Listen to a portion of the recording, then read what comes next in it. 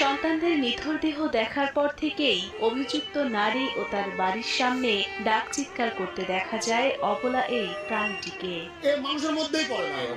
এইরকম ভাবে এতগুলো কুকুরের বাচ্চাকে এরকম নৃশংসভাবে পানিতে ডুবিয়ে হত্যা করা, এটা একটা জঘন্য অপরাধ। এ চিত্র পাবনার ঈশ্বরদী উপজেলা নির্বাহী কর্মকর্তার বাসভবনের সামনে। দীর্ঘদিন ধরেই বাসভবনের একটি কোণে আশ্রয় নিয়েছিল কুকুরটি। কারো কোনো ক্ষতি না করায় অল্প দিনেই বিশ্বস্ত হয়ে ওঠে এবং সেখানকার লোকজন টম নাম দেয় তার। সপ্তাহখানেক আগে টম জন্ম দেয় ৮টি কুকুরছানার। মায়া মমতায় আগলে রাখা সন্তানদের রবিবার সকালে খুঁজে না পেয়ে ছোটাছুটি করতে থাকে মা কুকুরটি।